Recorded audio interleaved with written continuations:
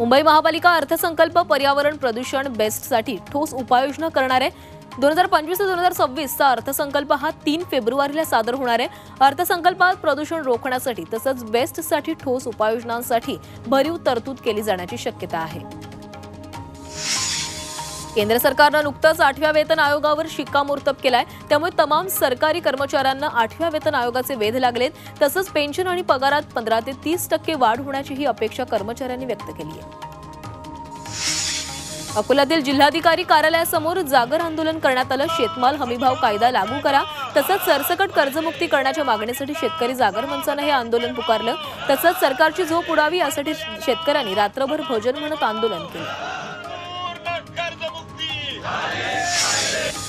मुंबई पुणे एक्सप्रेसवेवरील वलवन इथं टेम्पोला अचानक आग लागली।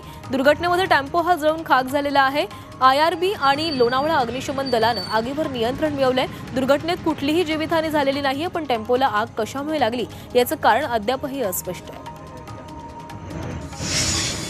रत्नागिरीतल्या पाळू चिंचुरटी गावामध्ये शॉर्ट सर्किटमुळे घराला आग लागली। आगीत कुठलीही जीवितहानी झाली नाही। अग्निशमन दलानं आगीवर नियंत्रण मिळवलंय, मात्र घर संपूर्णपणे जळून खाक झालंय। धुळ्यातील बोरमाळीपडा गावात वनजमिनीवर अंमली पदार्थांची शेती केली जात असल्याचा धक्कादायक प्रकार समोर आलाय। या प्रकरणी पोलिसांनी कारवाई करत 76 लाख रुपयांचा गांजा जप्त केलाय। 3 जणांविरोधात गुन्हा दाखल करण्यात आलाय। भंडाऱ्यातील चुलबंद नदी पुलावर तब्बल 6 लाखांचा गुटखा जप्त करण्यात आलाय। कारमधून गुटख्याची वाहतूक सुरू होती। दिघोरी पोलिसांनी कारसह एकूण 11 लाखांचा मुद्देमाल जप्त केलाय। शहापूरमध्ये चोरट्यांनी 1,65,000चा मुद्देमाल लंपास केलाय। सीसीटीव्ही कॅमेऱ्यात काही संशयास्पद व्यक्ती चित्रित झाल्या। अज्ञात चोरट्यांकडून चोरट्यांविरोधात पोलिसात गुन्हा दाखल करण्यात आलाय। वर्सोवाच्या खोजा गल्लीमधून मुंबई पोलिसांनी तब्बल 12 बांगलादेशींना अटक केली आहे। हे गेल्या 20 वर्षांपासून जास्त काळ भारतात घुसखोरी करून राहत होते। त्यांच्याकडून पासपोर्ट, आधार कार्ड, इलेक्शन आयडी ही जप्त करण्यात आलाय। नागपुरात पोलीस कर्मचाऱ्यांना ऑन ड्युटी आत्महत्या केली आहे। सहाय्यक पोलीस उपनिरीक्षक रामचंद्र रोहनकर यांनी विष प्राशन करून जीवनयात्रा संपवली आहे। हॉटेल तोडफोड प्रकरणी त्यांच्यावर बडतर्फी कारवाईची टांगती तलवार होती अशी माहिती समोर आली आहे। सोलापुरात ट्रक चोरी करणाऱ्या टोळीला पोलिसांनी अटक केली आहे। या चोरट्यांनी 10 ट्रॅक्टर चोरी केले होते। कारवाईत चोरट्यांकडून 55 लाख रुपयांचा मुद्देमालही जप्त करण्यात आला आहे। मालेगावमध्ये सराईतपणे बाईक चोरणाऱ्या टोळीला पोलिसांनी बेड्या ठोकल्यात। या चोरट्यांकडून तब्बल 21 बाईक जप्त केल्यात। टोळीनं आणखी दुचाकी चोरल्याचा पोलिसांना संशय आहे। दरम्यान पोलीस अधिकचा तपास करतायत।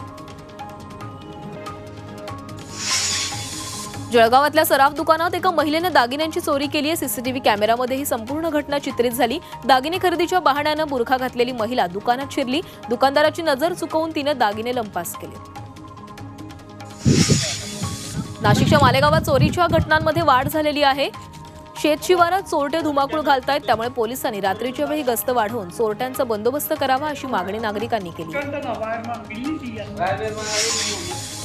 अकोल्याच्या पातूरमध्ये एका मंदिरातील दानपेटीची चोरी झाली। या प्रकरणी आरोपींना अटक करण्यात आलेली आहे। यावेळी एका चोरट्याकडून चोरी झालेला मुद्देमालही हस्तगत करण्यात आलाय।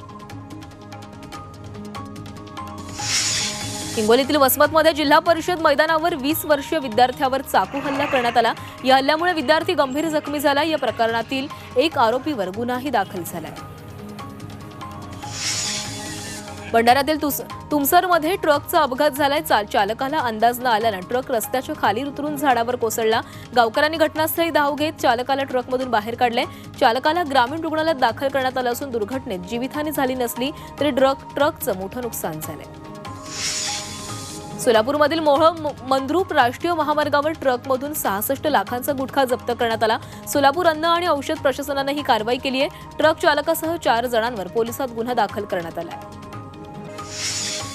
जळगावातील नीममध्ये गावकऱ्यांनी माकडाची अंत्ययात्रा काढली। अखेरच्या क्षणी मारुतीरायाच्या पाया पडून जीव सोडणाऱ्या वानराची विधिवत अंत्ययात्रा काढून समाधी देण्यात आली। तसंच या समाधीस्थळी वानराची मूर्ती उभारण्याचा निर्णयही गावकऱ्यांनी घेतला आहे।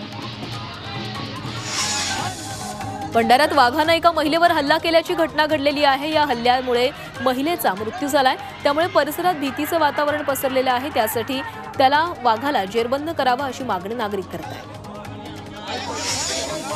अहिल्यानगरातील निमगावात वाघा परिसरात विहिरीत बिबट्या पडला। या बिबट्याला वनविभागाने सुरक्षित बाहेर काढले। भक्ष्याच्या शोधात निघालेला बिबट्या हा 80 फूट खोल विहिरीमध्ये पडला होता।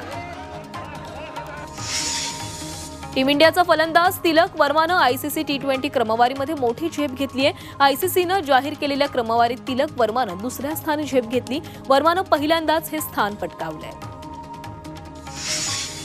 डोंबिवलीतील क्रिकेटपटू श्रेयस गुरवची मुंबई रणजी संघामध्ये निवड झाली आहे। श्रेयस गुरवची मुंबई रणजी संघात निवड व्हावी यासाठी प्रत्येकाची इच्छा होती। अखेर त्या इच्छेप्रमाणे ही निवड झाल्यानं श्रेयस गुरवचे क्रिकेटमधील ज्येष्ठ प्रशिक्षक राजन धोत्रे आणि सहकारी मित्रांनी समाधान व्यक्त केलंय। विरारमधील अर्नाळा पोलिसांनी विद्यार्थ्यांसाठी खेळाचं आयोजन केलं। या खेळांमध्ये 42 शाळेतील विद्यार्थ्यांनी सहभाग घेतला। शालेय विद्यार्थ्यांनी मोबाईलचा अतिरिक्त वापर टाळावा आणि व्यसनापासून दूर राहू नये, मैदानी खेळाकडे वळावं यासाठी मैदानी खेळाचं आयोजन करण्यात आलं। वाशिमच्या भामदेवीमधील नंदा मुंडे यांना सेंद्रिय शेतीतील जैविक इंडियन या राष्ट्रीय पुरस्कार जाहीर करण्यात आलाय। नंदा मुंडे यांनी सेंद्रिय शेतीमध्ये चांगल्या पद्धतीचं उत्पादन आणि लक्षवेधी नफा मिळवल्याबद्दल त्यांना हा पुरस्कार देऊन सन्मानित करण्यात आलं। रोख रुपये 50,000 आणि सन्मान चिन्ह देऊन त्यांचा सन्मान करण्यात आलाय।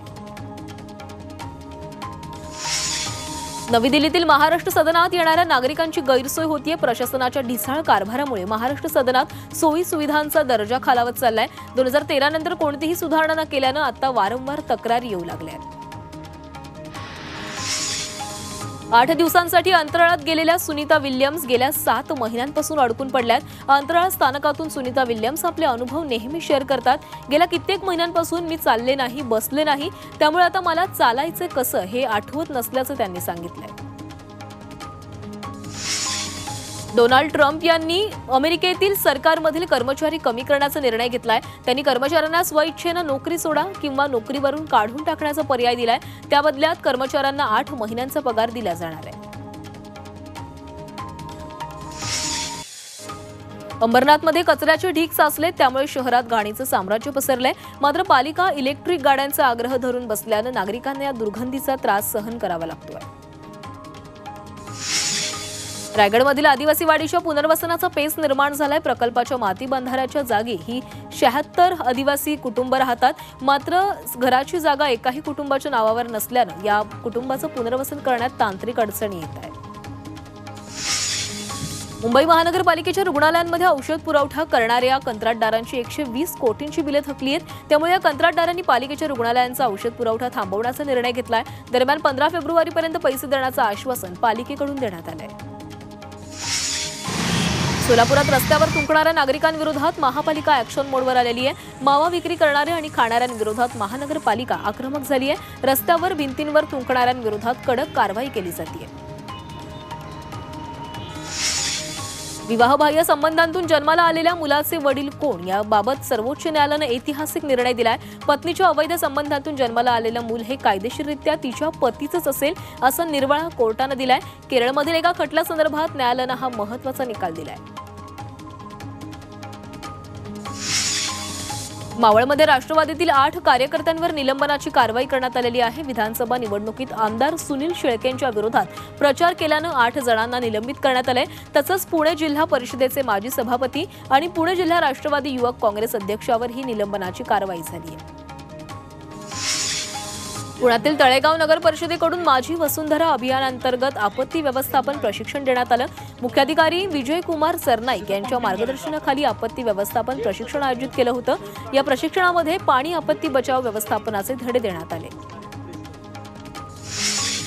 वाशिममधील अडोळी गावात बालविकास प्रकल्पाअंतर्गत गर्भवती महिला आणि बालकांसाठी आरंभ सुरुवातीचे क्षण मोलाचे या कार्यक्रमाचं आयोजन करण्यात आलं। या कार्यक्रमात विविध नाविन्यपूर्ण उपक्रमांच्या माध्यमातून पालकांना मार्गदर्शन करण्यात आलं। अहिल्यानगरात जिल्हा कुस्तीगीर संघाच्या वतीनं आयोजित 67व्या महाराष्ट्र केसरी कुस्ती स्पर्धेला सुरुवात झाली आहे। वाडिया पार्क मैदानात 41 जिल्ह्यांमधून 900 पेक्षा अधिक मल्ल या स्पर्धेसाठी दाखल झालेत। या कुस्ती स्पर्धेचं उद्घाटन मान्यवरांच्या हस्ते करण्यात आलं। मावळमध्ये गुलाबाच्या शेतीला परदेशी पाहुण्यांनी भेट दिली आहे। यावेळी त्यांनी शेतकऱ्यांसोबत करारही केला। भारतातील उच्च तंत्रज्ञानाच्या फुलशेतीला चालना देण्यासाठी त्यांनी शेतकऱ्यांसोबत करार केलाय। यवतमाळच्या जाजू चौकातील भाजी विक्रेत्यांना आठवडी बाजारात पाठवण्यात आलं, त्यामुळे व्यवसायावर परिणाम झाल्याचं भाजी विक्रेत्यांनी जिल्हाधिकारी आणि पोलीस अधीक्षकांना सांगितलंय। आठवडी बाजारात सुविधा नाही, मोकाट जनावरांचा त्रास आहे, त्यामुळे जाजू चौकातच भाजी विक्री करू देण्याची मागणी यावेळी विक्रेत्यांनी केली आहे।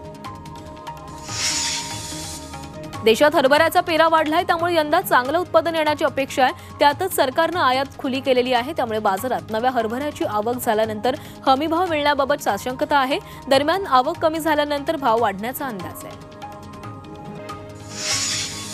रत्नागिरीतील गणपतीपुळेच्या मंदिराला माघी गणेश उत्सवानिमित्त आकर्षक विद्युत रोषणाई करण्यात आली आहे। तसंच मंदिरात फुलांची सजावटही केली गेली आहे। माघी गणेश उत्सवानिमित्त मोठ्या प्रमाणात भाविक गणपतीपुळेला बाप्पाच्या दर्शनासाठी येतात।